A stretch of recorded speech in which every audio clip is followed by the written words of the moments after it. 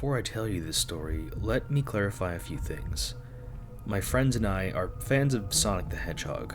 Well, big enough to know more about the franchise than some of the more low-core fans, but not enough to own every single Sonic the Hedgehog related item and know every single tiny thing about it. For the most part, my friends and I read the comics, have seen some of the shows, and occasionally look up some info on our favorite characters on several wikis on the web. Die Hard? No. Fans? Yes. My friend, however, grew up in one of those super strict religious households that wouldn't let him, or any of his siblings, play video games at all. My friends had to negotiate for hours, just to look up a few wiki articles on the computer or watch a few of the shows on the TV, earthly things that are the work of the devil himself, they said, cursing their own cell phones. But he could absolutely not play any of the games. Not at his house, anyway. Rather, not while his parents were in his immediate space. The only time he got to experience the games was when he came over to my house after school, or sometimes on the weekends when he wasn't being hauled to church, or whatever other function his parents were a part of. We had a lot of fun when he did play games together. However, we'd never fully finished any games we played, Sonic-related or otherwise. How it all happened. Said friend got accepted into some college in Europe some months ago thanks to some year-long insomnia-induced socializing, killing, studying, and he was, and I quote, feeling very nostalgic. He called me up one day as I was finishing up some computer game and he was packing his stuff and preparing for his new adventures in Europe. The very talkative and easily excited friend talked my ear off and bugged me to death about getting together to play a certain Sonic game from our youth. His pestering and purposely calculated bush beating eventually made me cave, and we finally arranged a play date and decided our own game of choice.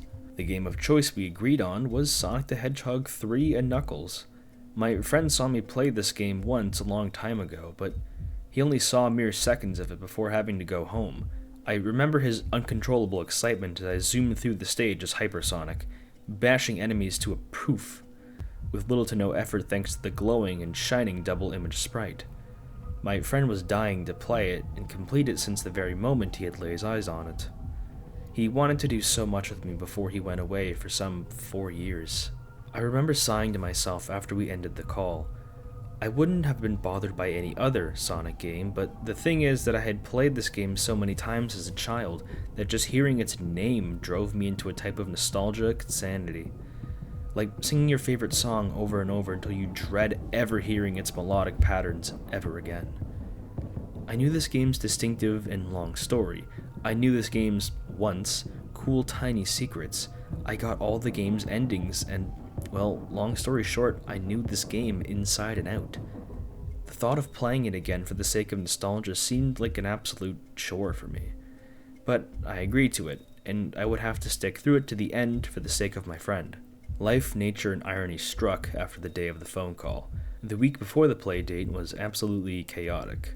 For whatever reason, life threw random, unnecessary, and just plain weird shit at me at every chance it could find. For example, a raven cracked my windshield, then proceeded to poop all over it. I woke up early and cranky on the day of our playdate and realized that I had no longer had my Sonic & Knuckles and Sonic 3 cartridges required to play Sonic 3 & Knuckles. About several months ago, after what I had hoped to be my last and final playthrough of the game, my younger brothers decided it would be a great idea to stick with their big sister and give both copies a bath. This left me with nothing but accurate memories of its completion, and now a very dusty, interlocking cartridge that made Sonic & 3 Knuckles possible for the Sega Genesis. I all but flew out of my bed, hurried into my Raven-phobic car, and drove thrift store to thrift store to find Sonic 3 Knuckles and Sonic the Hedgehog 3. It took half the day to find the copies of the game. Both were in 2 different stores and in 2 different and very distant parts of town. The prices for the games varied. Sonic 3 Knuckles was $8 with minor scratches. The other, which was also slightly scratched, got haggled down to $10 and a coupon for a free coffee from the shop I generally haunted before and after work. Both copies were, of course, used, and both the guys who sold it to me said they had the copies looked and worked fine. As skeptical as I was about their promises, I really didn't have time to check if what they were saying was true. I ran back to my car and rushed to the apartment as soon as I could have the keys in the ignition. In retrospect, that was the dumbest thing I could have done. My friend arrived not seconds after I walked back to my apartment. He made this apparent by knocking on my door and ringing my doorbell in a very rapid, continuous, and annoying fashion. He was so freaking excited about playing this game that he made kids at Disneyland look hopelessly bored, if not helplessly lethargic. He all but flew through the door like a strong blizzard wind and, whilst bouncing endlessly, tugged me into my living room, his mouth yammering questions at the speed of light. I signed and prepared for the evening by quickly dropping off the Trooper of a Sega Genesis, interlocking Sonic and Knuckles and Sonic and 3 to get Sonic 3 and Knuckles, hooking up the system to the TV, and finally turning on the game. The Sega logo and voice chorus popped up, followed by the 3D Sonic that had spun himself into the title screen. The little blue hedgehog shook his finger back and forth and winked while giving us his signature half-smile, while Tails flew in the background in the tornado over the blue seas, blue skies, and blue mountains. My friend cooed as we came to the data select after the title screen and picked the new file with both Sonic and Tails striking a pose beneath the new box. I pick up the second controller, explaining to my friend how I can be Tails, and then I instructed him to begin the game. As soon as the intro cutscene began, my eyes grew wide with irritation and disbelief. This was not the game I had played repeatedly as a child. Tails and the tornado plane were completely absent. Sonic was already in his golden super form and flying on the water by himself, and the color scheme of the sky, clouds, and water were greenish instead of their correct rich blue color. The music was also different. Not slow, not fast, but different, like a chiptune incorporated remix. The intro also went much quicker than it originally did, as if someone fast-forwarded did the scene with Knuckles. Knuckles, instead of jumping from the ground and knocking Sonic backward, only stood still and faced the direction in which Sonic came. Sonic's animation did as it should have when he bumped into Knuckles, flying backwards and blinking before landing on the ground. Sonic, however, dropped no emeralds upon landing. Knuckles, after a beat, finally left the scene and the gameplay began with Angel Island Zone Act 1 displaying its mega annoying font. I felt panic and anger crash through me like a hurricane. One or both of the games I purchased was hacked. Gently used my honey-coated ass. I just about to stand from the floor to get my cell phone before my very excited friend boomed again in excitement. I stopped myself and remembered that my friend had never had the joy of experiencing this game and would only have that chance that afternoon. Even if the game was hacked, this friend's excitement and ignorance kept me from ruining the precious time we had together. I sighed, put down my cell phone, and went back into the living room, biting on my seething rage. When I looked back to the screen, I saw Sonic running through the zone by himself. No Tails. I knew for a fact that my friend didn't reset the game and chose the Sonic-only story, and I also knew for a fact that we were going to get the true ending, so we needed Tails. Yet, despite us picking this option, he was nowhere to be found on the screen. I felt my rage coming back before silencing it once again. Besides this not-so-tiny factor, and the remixed music, and the greenish color scheme, the game played like a normal one-player game. I sighed quietly, then guided my friend to the first ring under the cliff for the first part of the level. My friend got Sonic to spin dash into the rocks and jump into the magic ring. This is where it gets weird. The secret world was supposed to have a top-down view of Tails behind Sonic on top of a checkerboard, spherical 3D plane with even tinier blue and red spheres lining the plane. The mission in these secret stages is to collect all the blue spheres in order to get the Chaos Emeralds. Instead, we were taken to this Super Emerald Shrine. The shrine was only supposed to appear after you collected the first set of Chaos Emeralds, which makes sense, I guess. Sonic still had the first set of emeralds he was supposed to collect. The shrine had its normal color scheme, tall and dark pillars in the background that reflected bluish lights from their sides. The platforms that were supposed to hold the 7 Super Emeralds were bare, except for 2 on the higher platform on either side of the shrine. Knuckles and Tails stood in the center under the green and Master Emeralds as Sonic stood on the leftmost side of the shrine. Knuckles stared Sonic as he did before, but Tails was facing away from Sonic, only looking up at the empty platforms. Knuckles then turned to Tails for a few seconds before Tails decided to turn to face Knuckles in return. After a beat, Knuckles nodded, then turned back to Sonic. Tails, after another beat, went to Sonic, but instead of standing close to Sonic, Tails had his back to Sonic and stood away from him at a distance.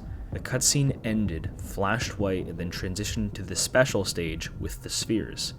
We completed the stage, obtained one of the Super Emeralds, and came back to the Angel Island zone.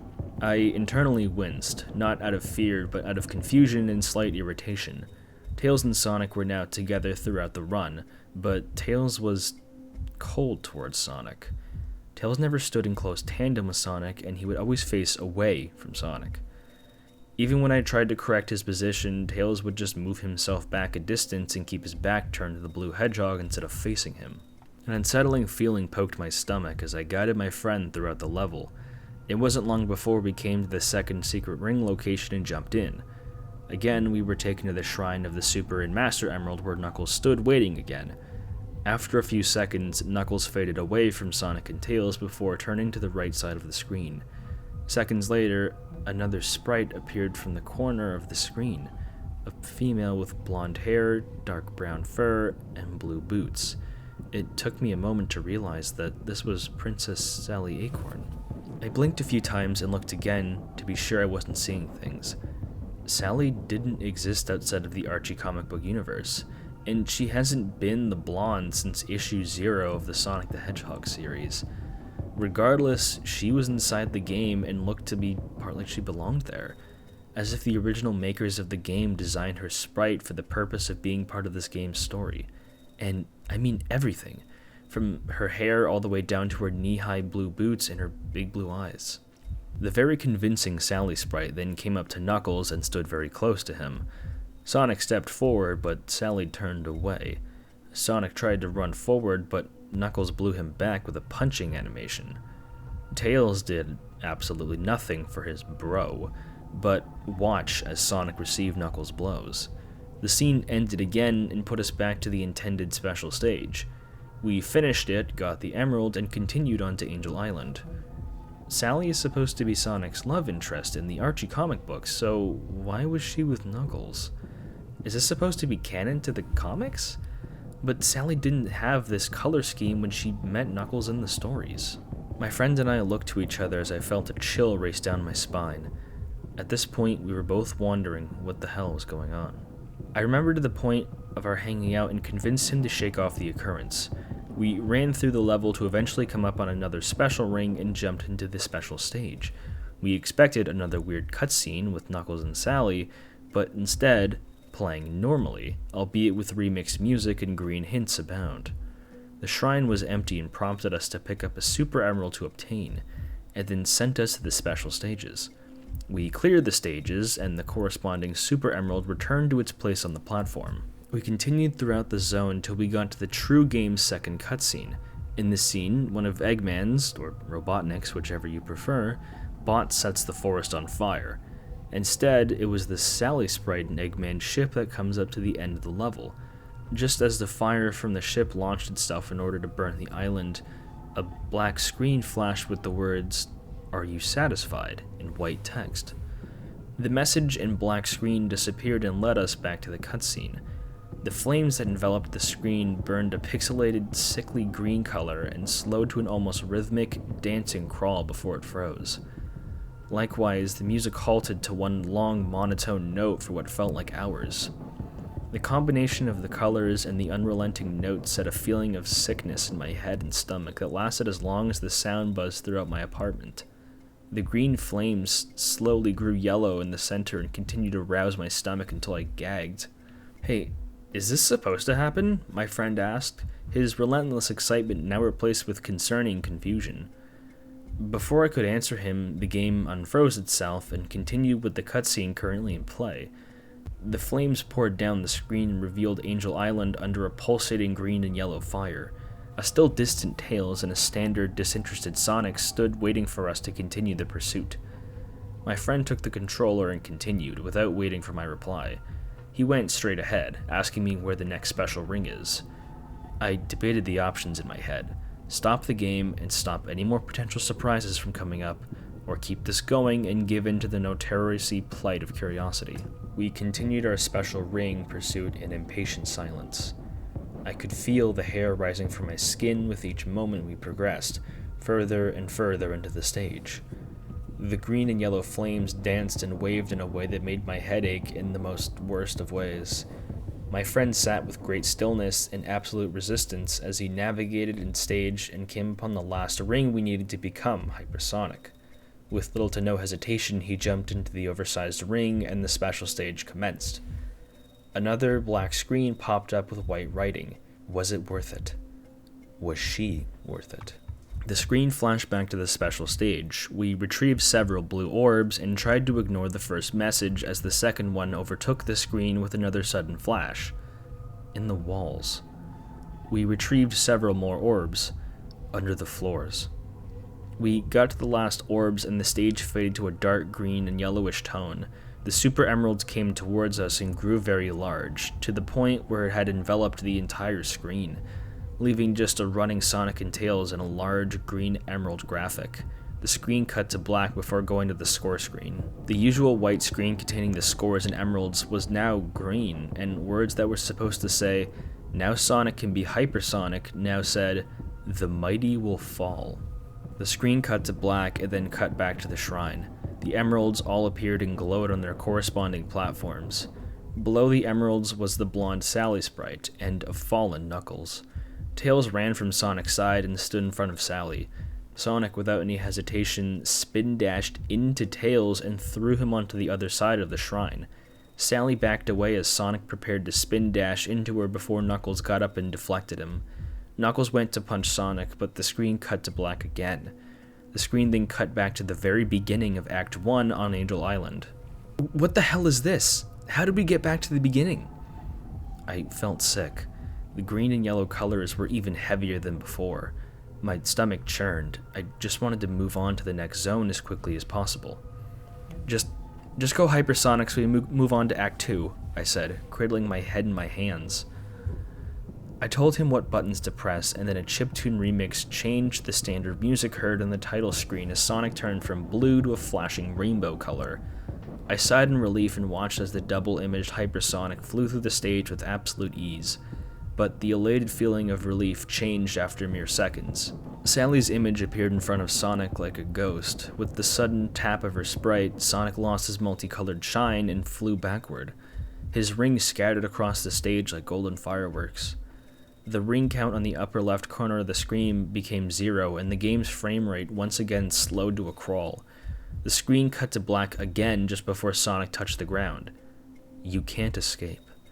The level reset once again, and we were back to the beginning.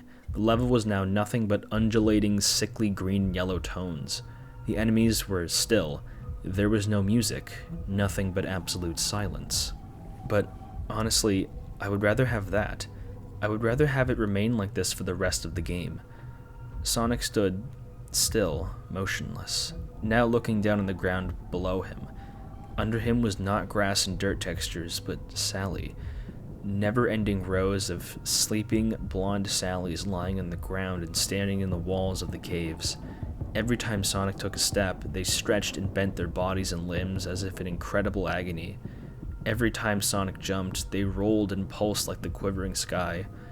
All of their sleeping heads faced the blue hedgehog. All of the sprites tracked his every move and his every action. The black screen made another appearance and taunted us. Here lies Princess Sally Anderson. Her royal majesty now sleeps in the most unconventional of graves. What the hell? My friend exclaimed, his hand now limp and shaking. Is this some kind of joke? Who the hell is Sally Anderson? What the hell is going on? I shook my head. He looked to me, asking me the same question, even going as far as to shake me. I threw his arms off me and crawled towards the Genesis. Wait, he shouted. What are you doing? I looked to him, my heart pounding, my hands shaking in a cold sweat. What the hell do you think I'm doing? I'm turning this shit off before it gets any worse. He put the controller down and took my hands, practically pulling me away from the system. He looked to the screen, the Genesis, then back to me and shook his head, as if I didn't understand him. He did so again, this time mouthing with an accompanying no. My eyes grew wide. You really want to go on with this? I know this sounds crazy, but I want to see where this goes. He looks back to the screen. This is our last night together. Even if this is some messed up shit, I wanted to see how this thing ends. I just looked to him. In my mind, I questioned if loyalty was really all worth this. The feeling in the back of my head told me to stop. The sickness in the pit of my stomach was sick of negotiating and wanted some type of relief from this madness. In the end, it didn't matter. My friend picked up the controller again and manipulated the lone Sonic to continue forward. The relentless Sallies made up the stage move it in ways it was never intended to. After a while, it seemed like they were reaching for him. The Sallies wanted Sonic, and it was not because he was missed or loved. My skin prickled in agony. I fought back the bile that was rising in my mouth. This sickening curiosity, this wanting to see how the story ends, was eating my health. We came up to what could have been the end of the stage. In fear and curiosity, my friend and I watched as we came across Knuckles and Tails, and other character sprites that shouldn't have been in the game. The Chaotix, Amy Rose, Cream and Cheese, all stood staring at the ground. When my friend had control again, he pushed Sonic forward. All of the characters turned to Sonic. My friend pushed Sonic even further, passing the sprites in a slow, walking fashion. Each and every sprite followed Sonic.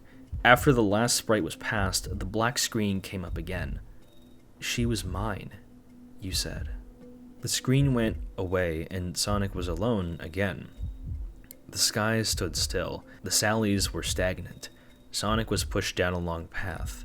The blue hedgehog began to gain speed and run down the path, continuing very quickly to nowhere.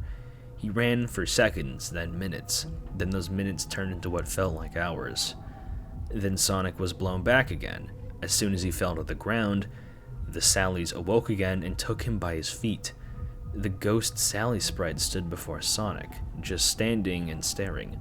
The Sallies from the ground pulled Sonic into the ground. Sonic's sprite began to make an unfamiliar drowning animation. The ghost, the only standing Sally, walked up to Sonic. As soon as she touched him, the screen cut to black again. In the walls. The shrine appeared again. Sonic did a spin dash. Sally was in his path trying to escape him. Under the floors. He dashed through Sally and she flew backwards like Tails. In the walls. Sonic attacked Sally again. Under the floors. She fell to the floor. In the walls. Sonic dragged her away with another unfamiliar and strange animation. Under the floors. The Sally from the ground finally got Sonic's sprite and completely underground. Another unfamiliar animation of him dying played over and over until the screen froze. This time we waited and watched the screen. After another long beat of time, I sighed with relief and turned the system off. Epilogue. It's been a month since that whole ordeal happened.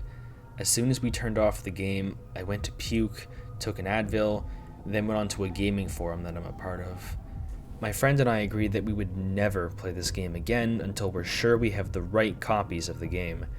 We also agreed that we should post a basic and not so detailed version of our experience on the gaming forums that we were a part of as a warning to nostalgia lovers like ourselves. And no, we didn't include the creepy parts. We just wanted an article to seem serious and not like some weird story. Recently, however, I got a reply from that forum. It was from one of those users with that obnoxious username that was mixed with capital and lowercase letters and random numbers that was supposed to form a certain type of word. I opened up the forum post and read the reply with a neutral feeling, if that's even possible. It was a standard reply, something like, "Wow, that sounds really weird," or whatever. The same user later sent me a friend request. It was suspicious at first. I checked his profile to find that he was a Sonic fan too, and actually made ROMs and certain hacked ROMs. I decided that it would be nice to have another Sonic the Hedgehog fan as a friend since my best friend was already overseas and suffering from his crappy internet connection. I added the annoying username to my friends and they instantly began to PM me. The long short of the message is that the user told me my experience was a little strange if not coincidental because he or she once had Sonic 3 and Sonic & Knuckles cartridges that he or she and his or her friends hacked a long time ago. For the sake of conversation, I prompted the user to tell me more about the story of the cartridges. A knowing username went on to tell me that the project was actually going to be a type of interactive fan fiction that included some of the Archie Sonic characters. The story was that Sonic would be framed, and everyone else would band together with Knuckles in order to keep the Master Emerald out of the hands of Robotnik/Eggman while Sonic tried to clear his name. For whatever reason, I responded and told the user that the full details of the content of the cartridge I ended up buying. I then assured him that this, although oddly similar, was definitely not their cartridges. Weirdly enough, the user just abruptly stopped replying after I told the story. After a few moments of waiting, I figured that they might have taken too long, and the user, wherever they may be in the world, had other things to do while they were waiting. It wasn't until another week went by when I saw the user's reply. The user invited me to a chat room to talk. I logged into the room and waited. There were no other users available except the user and me. I typed in a few lines and waited. I waited longer, and even longer until minutes turned into an hour and my very cold toes began to retaliate via numbness. When I didn't get a reply, I began typing up a message that said I was about to leave, until I received a very scary reply. You have my cartridges, and I want them back. Give me your address, I can pick them up. The hairs on the back of my neck stood erect, and a screaming voice in the back of my mind told me to leave the chat room at once and block the user as fast as I possibly could. I started to shake, not from cold, but from fear. I struggled to find my mouse on my desk with out-of-control fingers. The user replied again. You weren't meant to see what you saw. My friend ended up taking these cartridges after we fell out and we stopped the project. They must have hacked them behind my back before returning them. They weren't meant to be sold at the stores. I sold the wrong copies. Give me your address so I can swap copies. I have ones that aren't corrupt. I'll give you them for free. The replies were rapid, almost as if the person was typing the messages were in a state of rising panic. They got progressively more aggressive with each reply. Hello? Hello? Are you there? Hurry up and give me your address. Give it to me! Give me your fucking address! I was frozen. I opened up a new tab and typed Sally Anderson into the search bar. I felt the color drain from every part of my body when I saw the results. In horror, I clicked on the first result and read the article over and over until each sentence burned into my mind. Sally Anderson is a registered missing person in the local papers. She hasn't been found for several years. The chat messages continued to ping loudly from my other tab. My body shook, my vision began to blur from welling tears. I went back to the chat room and saw a wall of replies from the user, frantically giving the same demand as before. I'm sorry for yelling. Seriously though, give me your address. I can explain everything. Just give me your address. Now. Give me your address. Where do you live? Tell me where you fucking live! I felt cold sweat trickle down my neck as I typed in my reply. By this point, my whole body was filled from nerve to nerve with pure, unadulterated fear. I struggled to form the words, but the messages manifested. Who is Sally Anderson? The user went silent again. The anticipation built up inside of me and left a jittering, nervous wreck. I typed the question again, and again, and again, and again until my replies that painted the chat room walls.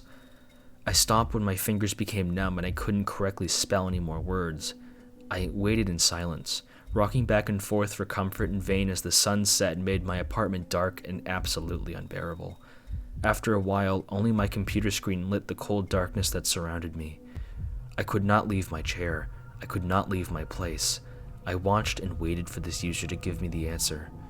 The ping in the chat room echoed in my mind. I looked at the bottom, and the user's very short, very simple reply. Sally Anderson is mine. I took my mouse and struggled to back out of the chat, get back to my page, unfriend and block the user to my point where they couldn't even see my post replies for any of the open forum posts. I struggled to power down my computer only to fall out of my chair and knock down my mug with me. I reached my hand behind one of the legs of my desk and struggled for what felt like years to unplug my machine. I struggled to my feet, turned on all the lights, and paced for a long time between the kitchen and living room, repeating the phrase in my mind that had haunted my thoughts since the moment I saw it. The phrase echoed in my mind throughout last night. It echoed into the early morning and into the afternoon. In the walls. I couldn't sleep. under the floors. I can't sleep. So today, after another week of fucking insomnia-induced paranoia, I finally decided to plug my computer back in and try and contact my friend in Europe. I check my inbox to see many emails of the junk and unimportant variety, except for one. The sender is unnamed, and the email is titled with the words, "Found you." I study it for several minutes before finally opening it. I read the message slowly and out loud. "I found you. I know you live in those mediocre fucking apartments off of Anderson Street. I know you work at that sad fucking excuse of a printing shop off 3rd Street in May. I know you go into Pauline's Coffee at 6 a.m. before you go to work and at 2 p.m. after you get off. I know you drink cappuccinos with heavy liquid creamer and extra sugar with 3 sticks of cinnamon. I know that the car you drive is a blue 2000 Honda Civic with a large crack in the windshield. I know your plate number is AUK278, and that you have a little Tails bobblehead on the dashboard. I know you graduated from Thompson High School in 2011. I know where you go, when you go, what you do, and when you do it. No matter where you run, no matter where you hide, I will be right there, right around the corner. And then you'll join her. You'll join her, and you'll be mine too." My already exhausted body goes numb. My tired yet wounded mind churs and crackles like my computer before me. I feel the pins prickle at my body. I feel the sickness poke at the pit of my stomach once more as I remember the Sallies lying, moving and pulsing, waving under the ground of the Angel Island zone. I lock the door, grab a kitchen knife, call the police, and after the call is finished, go into my bedroom and shut the door. I sit on the floor in front of my bed where the 2 games that changed my life in all the wrong ways lie in a quiet, cold sleep. They lie sleeping as Sally does, in the walls, under the floors. So that was Sonic 3 Hacked Cartridge. This one, I remember it pretty well. I remember a lot of the more low-key Sonic creepypasta you can find on the Some Ordinary Gamers wiki, but this one is especially interesting because, I'll be honest, for like the first half of the story, I was not having fun. There was a lot of text explaining the detailed relationship between the narrator and her friend, which is appreciated, helps us relate to the characters more, but so much, it was just way too wordy. There was so much to get through, and a lot of it just meant nothing. Like, why even introduce the friend, like the friend's motivation of going to Europe being such a thing that needed explaining, but then he just goes away. He's never talked about once he leaves for Europe. It doesn't matter anymore. It felt like that could have been greatly reduced. He could have just been taking a vacation that didn't need so much backstory. Another issue I have is, it's found pretty commonly in a lot of gaming creepypastas, but the narrator just goes insane over the descriptions of this game, of a spooky Sonic game she got for $10. Like, the way the ROM hack was described is cool with all the custom sprite work in this weird alternate story. It sounds like something I'd honestly want to play through, but it really wasn't disturbing. I at least applaud the story for not having a lot of just kind of mindless blood and violence, as so many of these stories tend to have. But this wasn't disturbing. Like, you saw a custom Sally sprite replacing a boss. Like, why does this make you want to vomit and puke and have a mental breakdown and go sicko mode? That's just kind of silly. I kind of wish that the 2 characters like weren't taking it that seriously, or more curious, and it should have gotten like a little progressively worse. Like, the worst thing that happened was Sonic like stepping on the bodies. Like, oh no, the Sonic and Sally ship is broken and she hates him. Better go vomit and cry in the toilet, I guess. But what really turns the story around is the second half. That after they're done with the game, this person posts on a forum anonymously and finds this disgusting freak who explains that this is their ROM hack. Somehow, through an altercation, they want it back, and they want it back so bad they will stalk and potentially kill the narrator, because it's implied that Sally is like a weird representation of a person who went missing in the area. It is kind of a coincidence that the killer or stalker lives close enough to both Sally and the narrator to do this, but it's whatever, I guess. I think it's really cool that this game is intentionally weird and confusing because it was meant to be like a inside joke or like some kind of secret meeting to a very, very specific group of people that got accidentally sold to the public, and when the narrator picked it up, they didn't get anything. Things were so weird because they weren't meant to get it, and I think it was great. This author has a really great way of just they clearly have been on forums long enough to understand how people speak, even through this like demented psychopath on the other side, just completely doxing them right away.